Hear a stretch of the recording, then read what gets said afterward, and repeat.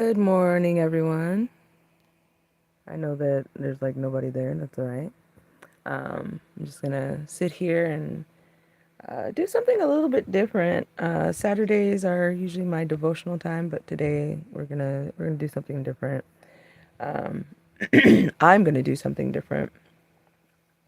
I want to talk about parenting. To give you a little bit of backstory. Hi, I'm Monique. I am not a parent. I do not have any children. Um, and that's okay. I am okay with people not having children.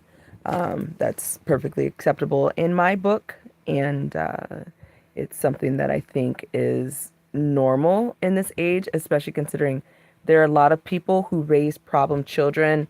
And to be honest with you, I think it's more compassionate not to uh, subject your children to other people's problem children. So the topic of this stream today is how to be a good parent.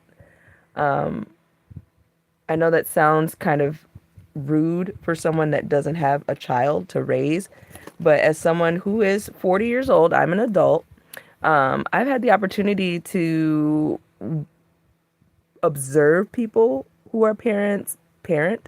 I've also had the opportunity to observe uh, children who are the product of parenting, from a younger age to a more mature age, and kind of see the results of the parenting that they had to suffer or were blessed by. And I feel encouraged that good parenting is a lot like cooking. Sometimes the food that you make is not great tasting or it's utility food, but it's still nutrition that your body needs to grow. And so, um, you know, Junior might not like broccoli and cheese, but Junior has to suffer broccoli and cheese with his favorite chicken nugget dinner, if that makes sense. And that's, I think, one of the things that's a hallmark of parenting. So to know what a good parent is, to know what anything is, you need to know what it's not. And to know what it's not, you need to know what its opposite is. And that would be bad parenting. And a lot of people have an idea of what bad parenting is about. Obviously, parents that abuse drugs and alcohol are not good parents because they'll put drugs and alcohol before their children. That's terrible. That is absolutely positively not okay. Like, it's something that you don't want. It's not a good look. It hurts the child. The child suffers neglect. But there are more subtle ways of being a bad parent. Being ignored as a child is bad parenting. Like, being ignored by your parents as a child is bad parenting. Being neglected as a child by your parents is bad parenting. Being targeted and abused by your parents emotionally or psychologically is bad parenting. I'm not necessarily talking exclusively about physical abuse. Everybody knows what physical abuse does to a person, so I don't really need to mention that, but it's part of bad parenting also. Another thing that's a real part of bad parenting is being not taking parenting seriously. So people who don't take being a mom or a dad serious to a point where the kid is eating cake for breakfast every single day, or like the kid is stuck in front of the TV or glued to the tablet because mom and dad just don't give a damn about engaging the child. Like, all that is a real thing in regards to the world of bad parenting. And so I had the opportunity to spend some time with my mother yesterday. And I'm in a particularly tense relationship with my mother because it occurred to me and the Lord revealed to me that my mother does not love me as her child. My mother does not actually love me at all. I'm basically, and have been for the last 40 years, an income stream, if you will. Basically, a meal ticket, a welfare check, basically. And I resent that. The Bible says to honor your father and your mother, the Ten Commandments. It's one of the Ten Commandments. I get that. How am I supposed to honor somebody that only sees me as a means for their own survival, and not even emotional survival, but their fiat fiscal survival?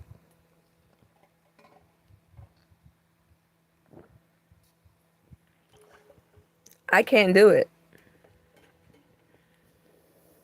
I simply cannot do it at all. Like, I just can't.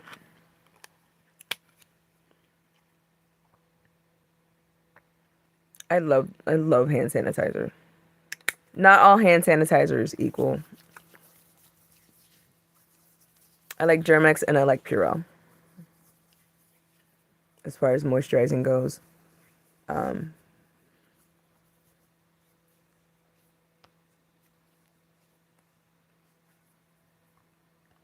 it's good stuff. I only had to apply some because I'm going to put some Carmex on, and I'm one of those people that'll use your finger to do that. It's pretty early in the morning, about 6 a.m. And I just woke up with parenting on my heart. Like, okay. So, as someone who considers herself a spiritual orphan, that means I do not have spiritual, like, I don't have a mother and I don't have a father. I would technically, am actually by birth a bastard. So, my father's name is not on my birth certificate.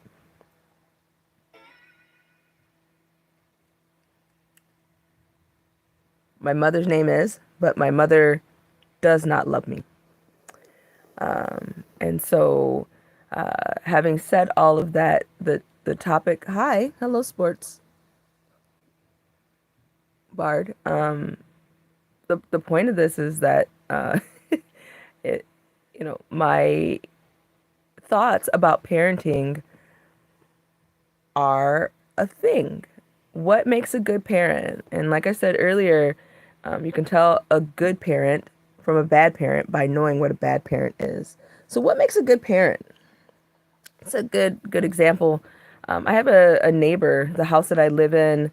Uh, I've been here for about 10 years. When I moved here, the next door neighbors, just a regular, ordinary Midwestern family, 4 children, middle class, maybe lower middle class, but I think probably more like just middle class.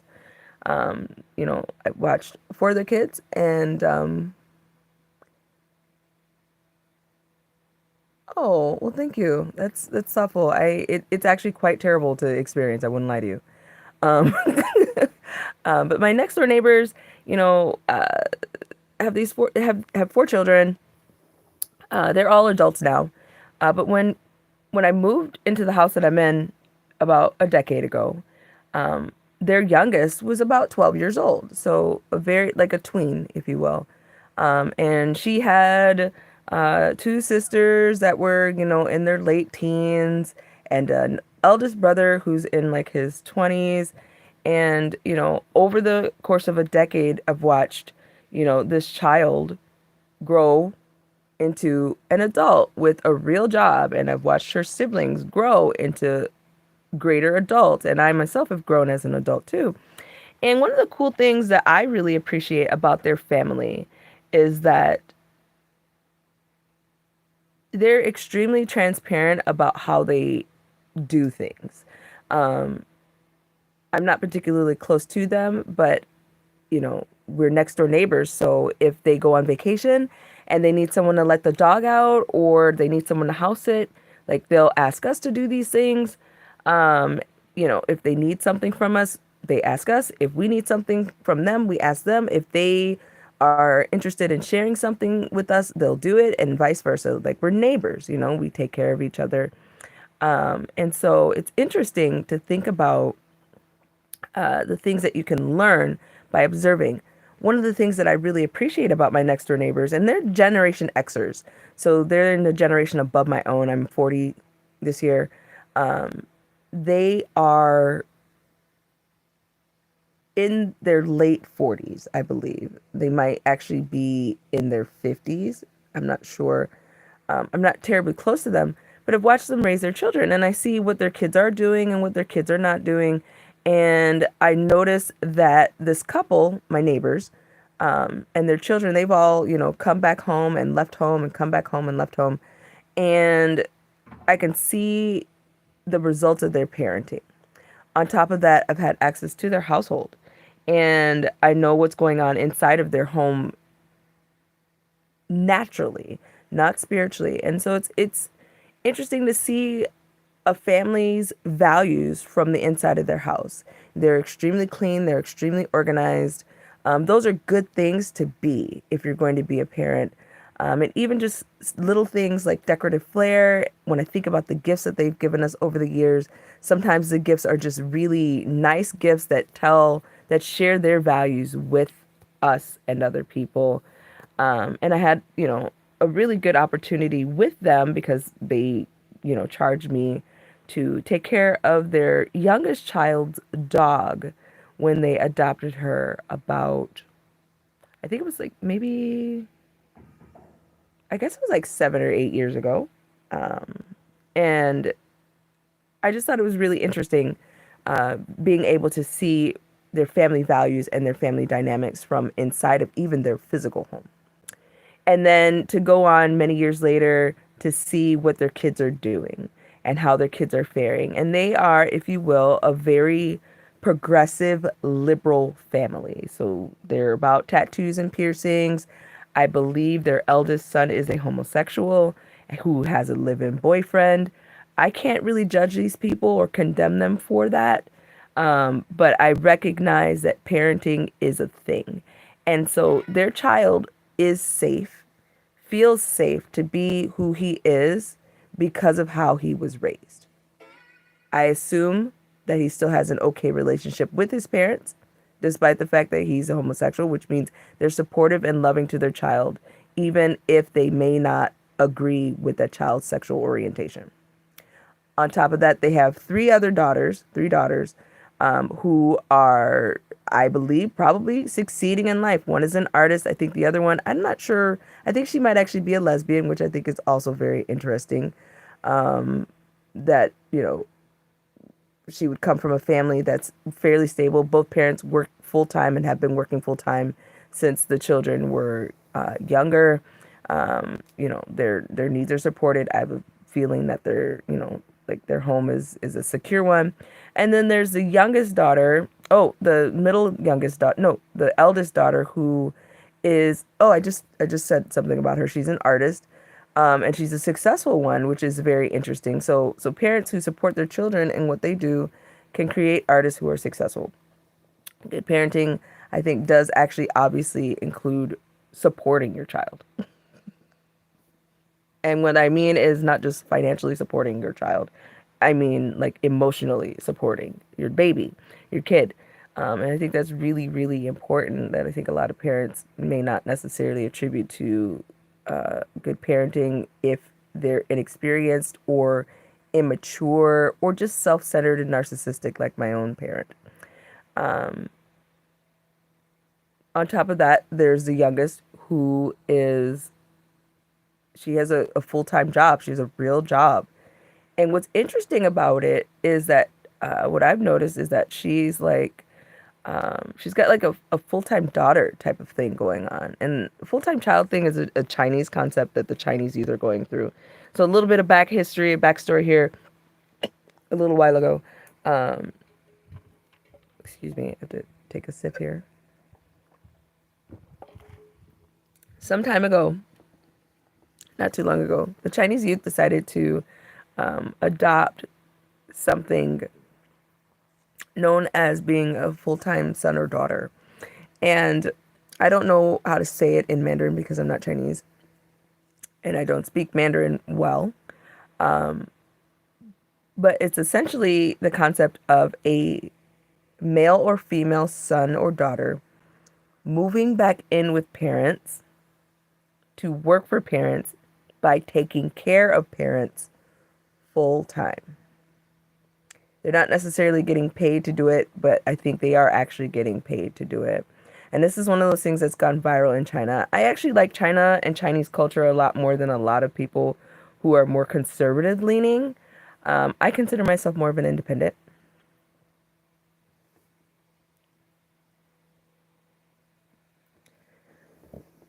But this young woman, I think she's maybe 21 or 22 this year, moved back in with her parents after graduating from college or during college and then graduated from college. And she still lives with her mother and her father, but she has a full-time job. And if I know this girl, she's the same as she was when she was 12 years old because we just don't really change. She's the product of her parenting. She's very disciplined, and it's obvious. I can see the signs when I interact with her, and also based on what I've been told about her through my mother and her parents. She's obviously bearing fruit that is remarkable. Having said that, back to full-time son or daughter, this woman has moved into her mother's house, or father, or her parents' house, and she works a full-time job. And so she has full-time employment. We're Americans. We're in America. We're not in China. And so how this varies some from the Chinese dynamic of full-time son or daughter is that instead of getting paid or working for parents, and the reason that the Chinese youth are actually working for parents is because there aren't jobs for young people in China, which is frustrating. The jobs that they have access to are not great jobs. They are poorly, like low wage jobs, and Chinese youth don't want to work those jobs. It's actually more profitable to go home, live with mom and dad as child, and work for mom and dad because mom and dad have jobs and they can pay you or at least support you while you take care of the household as their full-time son or daughter.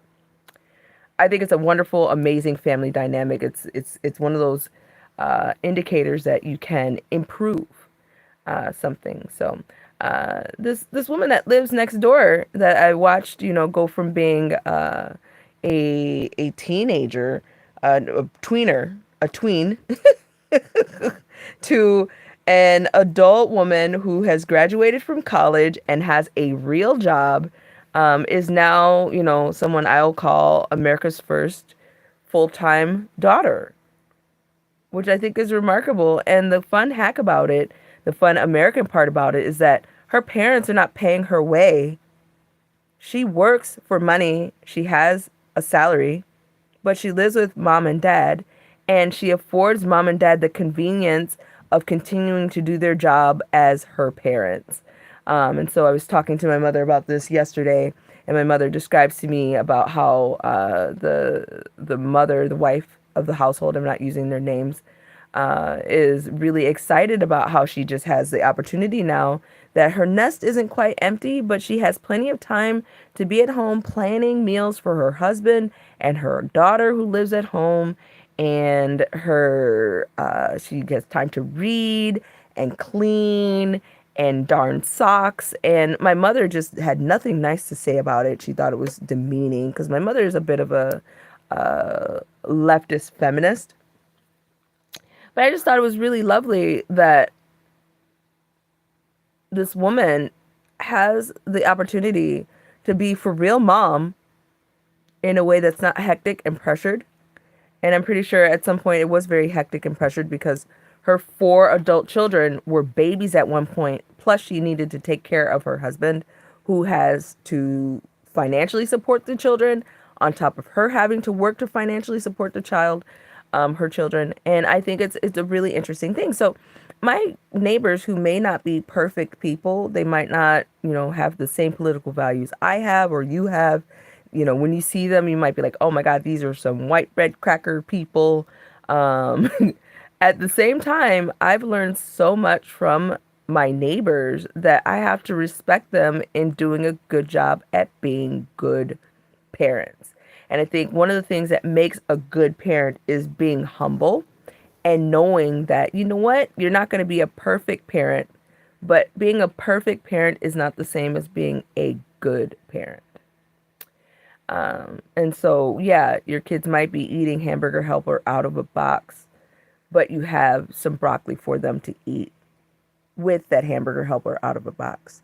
Yeah, you might be overweight, but you know what? You still love and pay attention to your children, even if you're still just sitting on the sofa. The one thing that I want to share with you all about the one thing that I want to share with all of you about how to be a good parent is that being a good parent requires knowing what bad parenting is. And it also requires taking an active effort and making an active decision not to engage in bad parenting behaviors. So it's not enough to be like, well, I'm a mom and my kid's with his father, so I'm going to go on a Coke binge and my son doesn't know or my daughter doesn't know. The point is not to use Coke at all, not to go on a Coke binge whatsoever. That's what good parenting is about. You cannot be a good parent and use Coke unless, of course, you want to teach your child that using Coke is okay. And I don't think that's a good thing because cocaine is actually still like a controlled substance that people go to prison for, that people do shady shit for. And that's just one example of many. There are plenty of other examples that parents do that make them bad parents as opposed to good ones. And I don't want to get too preachy, and I'm going to wrap this up pretty quick here. But one other thing that I'd like to share with you before I get off of the stream here is that what was revealed to me is that bad parents habitually force their children to learn instead of teaching them. Good parents teach. Those lessons might be difficult. Anyone that's ever had to go to school or has had to figure out a skill knows that at the beginning it is hard. When you're learning something new, it is difficult. I have here my crocheting. I'm not crocheting right now. I will in a second here. But it was a challenge for me to learn how to do this. I knit also, and it was also a challenge for me to learn how to do initially. And so, being part of the process of learning when you're being taught is a challenge. Good parents have to challenge their children to teach them. Good parents teach their children. They don't indoctrinate them. They don't brainwash them. They teach them. Bad parents indoctrinate their children.